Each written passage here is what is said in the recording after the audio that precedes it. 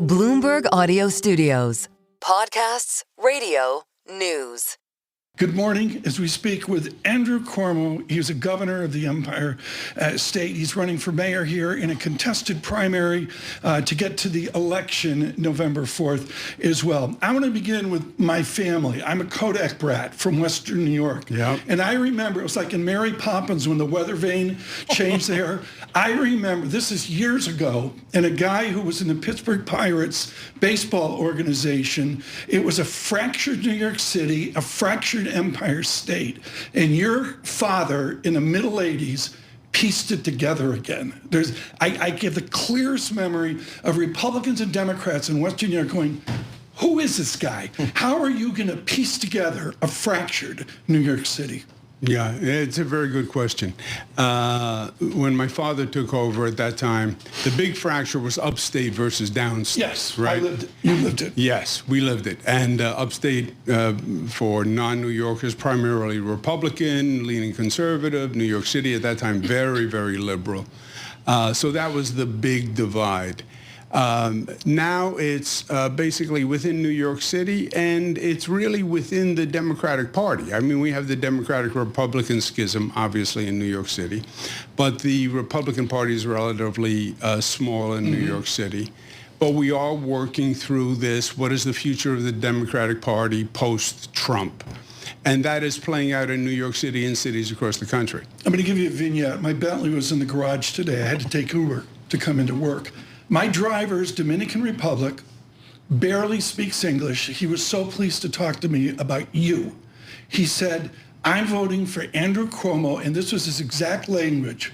I am a Democrat conservative. I want to go back to Javits, Ed Koch, all of them. How does the conservative Democratic Party of that Dominican Republican driver, how does it move forward out of this primary where the liberals, the progressives, have been so dominant in the verbiage?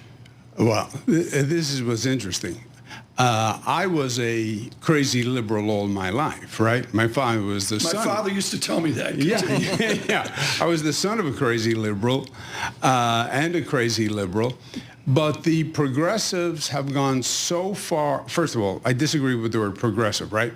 Like it's a new phrase that they coined.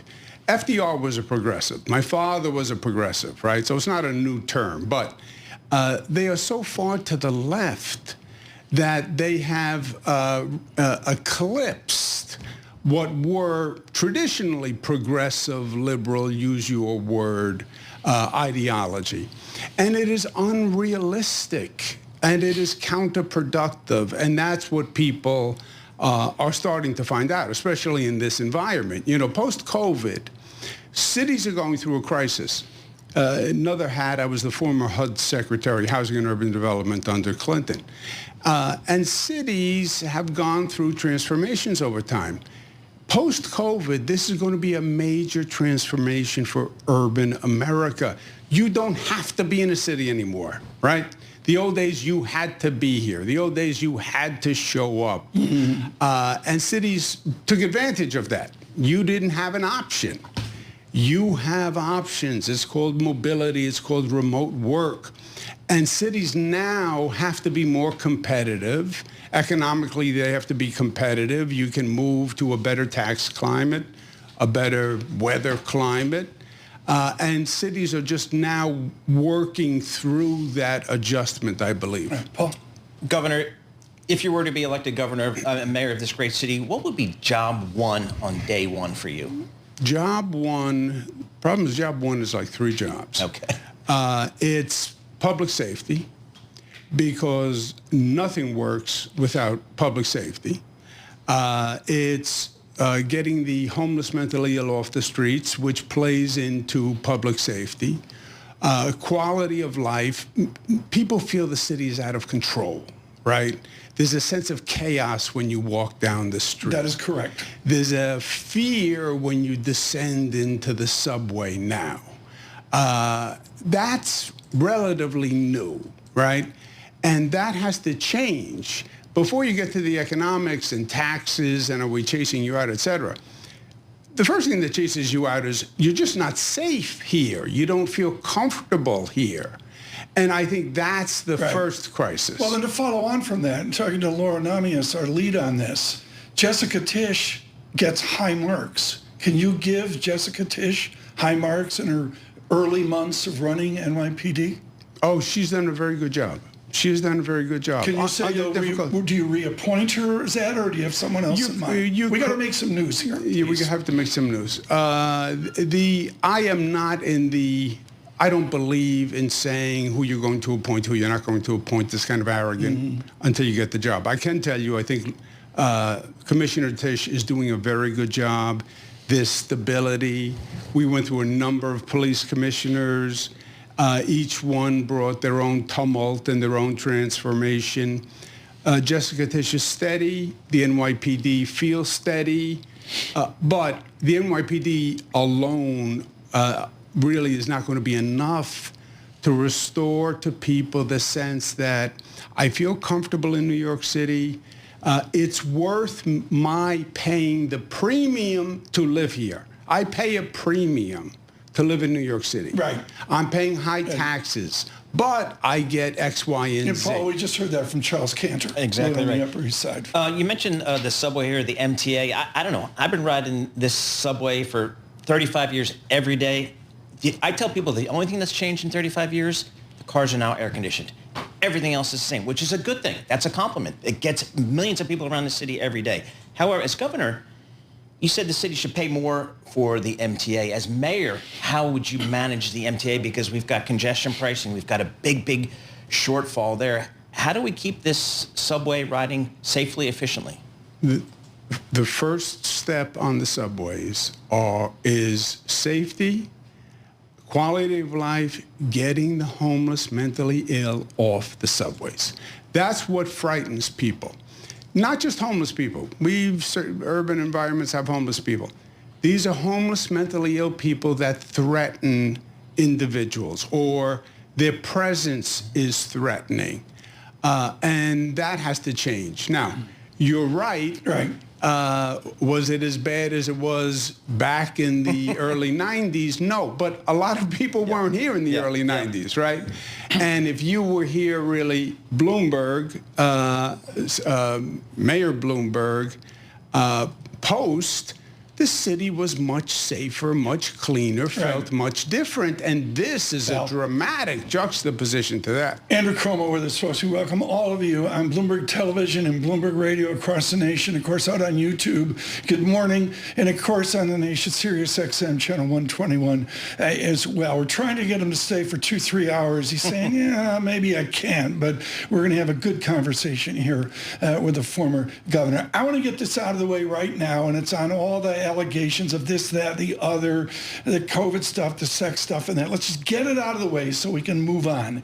The fact is, it's reported you've gone after, not gone after in a collegial way, I'm going to say, you have your own litigation, your own lawsuits. These are all distractions if you become mayor. And the floating out there is the idea, okay, now Mike told me once mayor's a 28-hour-a-week job. I don't know if that's true or not, but let's say it's a full commitment to be mayor. Will you push aside all of the different things you're doing in litigation and lawsuits to focus solely on being mayor? Do you postpone them or just say enough? That part is over. That past is over. Yeah, look, in these jobs, when I was governor, same is true for mayor, if you don't get sued 5 times a day, you're not doing your job, you know? So you have to be very good at compartmentalizing, to use a word, but handing off pieces that are not currently relevant. And that has to be done no matter what. We saw some very disturbing images coming out of the city of Los Angeles over the weekend. How do you view just how we deal with immigrants, how we deal with the policing of our cities vis-a-vis the federal government sending in troops? When you looked at the images this weekend of Los Angeles, how did you project that upon New York City? This gets into President Trump's strategy, I believe. And look, first of all, on the immigration issue, he was very clear in his campaign. He believes it's an issue that works for him. During the campaign, he said he was going to deport criminals, dangerous criminals. And everybody said, yes, support dangerous criminals, of course. Now we're deporting 7-year-olds and we're disrupting families. And by the way, we're deporting people who shouldn't be deported. So that's a change. But this issue works for the president politically. The president is also very good, and I worked with the president in the first Trump administration, worked with euphemism. We had a lot of controversy, but this is a different tempo for him. Wayne Gretzky, skate to where the puck is going to be, not where it was. The Democrats have to adjust. They are skating to where the puck was.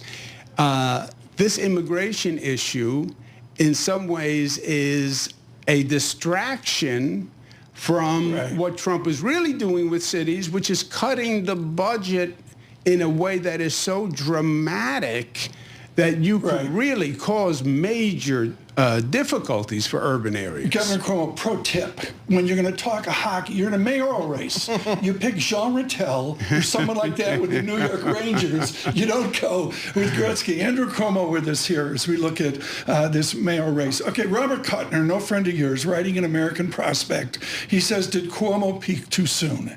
You've got the tensions of the primary. If you take the primary, the tensions of a general election with different independent candidates, and that is the present mayor in the back pocket of the President of the United States. And if we get LA, as Paul mentions, here, can you imagine this? I mean, I'll let you pick the geography, Governor Cuomo, but the present mayor of New York, can he protect the citizens of this city, given the relationship with the president after what we've seen in LA? Short answer, no. And let's remember how extraordinary these issues, what's happening in LA. This is the exact reverse of what normally happens. Normally, it's the local government that makes the decision on how to handle an emergency and calls on the federal government. So a mayor or a governor would call on the federal government and say, I need help, please send the National Guard, or please send in additional federal help. I don't believe there's been a time where the president has sent in federal troops. You'd have to go back to like the 60s, and President Johnson and Wallace, right? That's how far you have to go back. So this is Trump being Trump. This is Trump on this issue of immigration. I'm muscled. It's law and order. These cities, these Democrats, they're filled with illegals, and I'm going to come in, and I'm going to come in hot and heavy.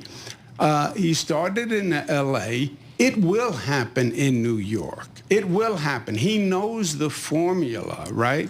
It happened in New Jersey. Is this formula to go after you? I mean, this is anticipated. His formula is to create chaos in the cities, and he is the voice of law and order. And you know, cities, all those Democrats, that's where all those illegal immigrants are, and he's going to come in and he's going to clean up. The flip side is, okay, create chaos in LA, create chaos in New York, create chaos in Chicago. Pretty soon, you create chaos in the nation, and that's bad for the economy. So what is the biggest challenge for you in this primary race here, and then potentially in the general election? What do you have to get across? In a Democratic primary, you now have the tension between post-Trump, what directions does the Democratic Party go? And some people believe we lost to Trump because we didn't go left enough. So I have a Democratic socialist. Really, there's no such thing as a Democratic socialist. It's just a socialist. They use Democratic as a modifier because socialist is a little shocking. But it's a socialist who says dismantle the police. The police state is oppressive. Everything free transportation, free everything, tax the rich. So there's class warfare in there. We'll tax the 1%. the 1% should pay because they're rich and fat and they made money on the rest of us and everything is free. Let's migrate there. The Financial Times had that summary article this week, and Andrew Cuomo with us, folks, and we welcome all of you on Bloomberg Television and Bloomberg Radio worldwide, and of course here in the tri-state area, Bloomberg 1130 across the 5 boroughs. The FT lined up the haves who are supporting you. You're the guy of choice. And the answer is some of them really are behind Andrew Cuomo, and others are betting this guy might win, so we better get behind with him. How do you say take the landlords, and they gave you X number of million? I would say that's like almost normal politics. But then how do you protect tenants and renters in a city of horrific housing economics? Yeah, well, first, if you are going to be in elected office, you cannot be influenced by who gives you money, right? That's rule number one. That's like saying to a journalist, well, look at who's taking advertising in your newspaper and write favorable things about the advertisers. Then you're not a journalist. It's unethical. And I've been in elected office many times. I've raised hundreds of millions of dollars. It can't matter who gives you money.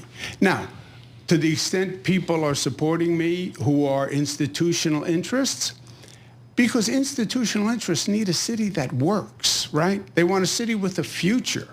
What they're afraid of is you elect a socialist who tries to give everything away free, doubles the taxes on the wealthy, and the wealthy say, that's it, I'm gone. By the way, we lost 500,000 people since COVID to begin with.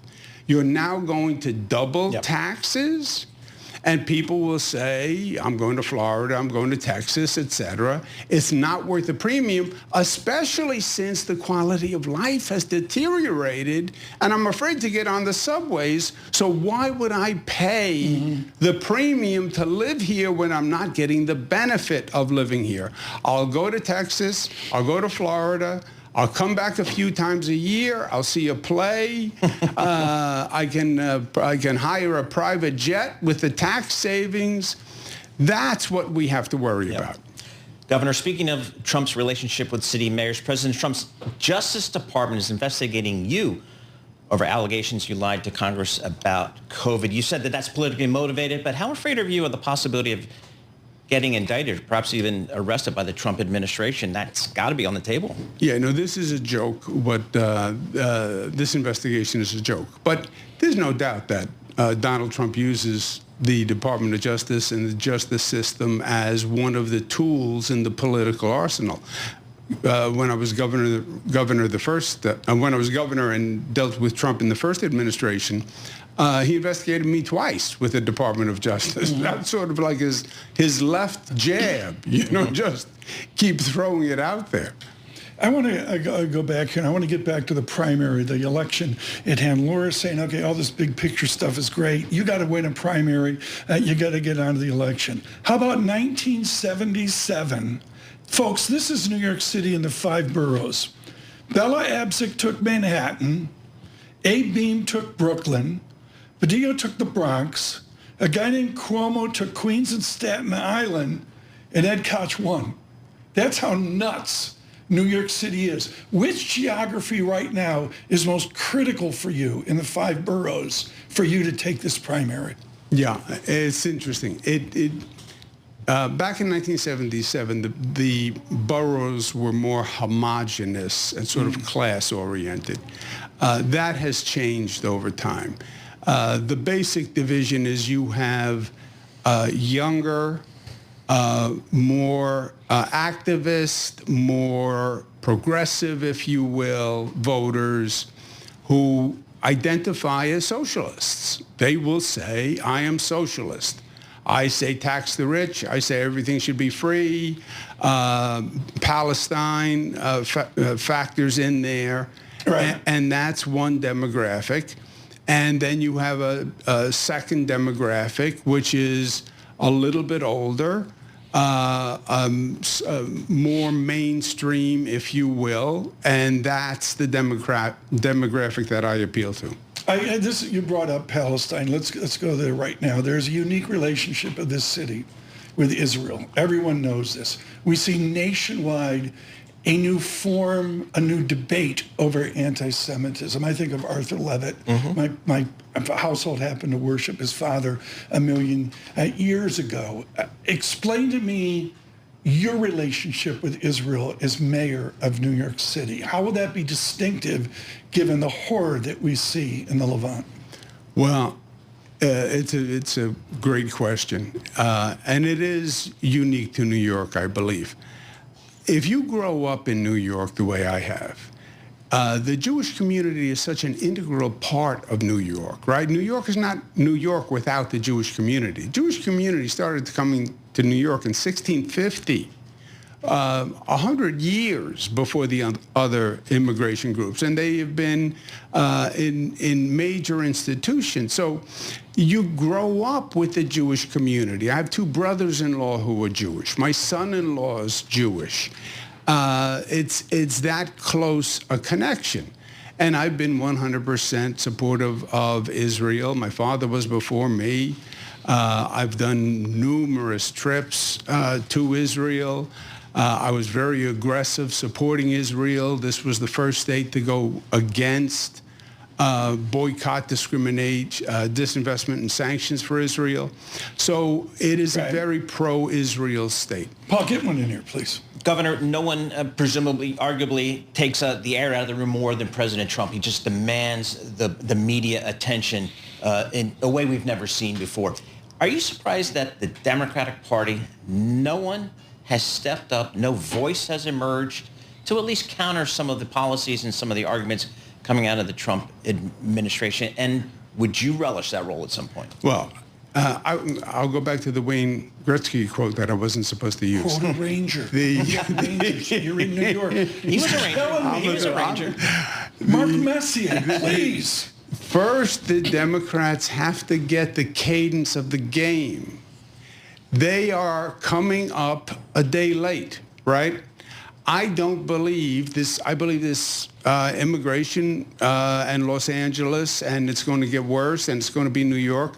I believe this works politically for Donald Trump.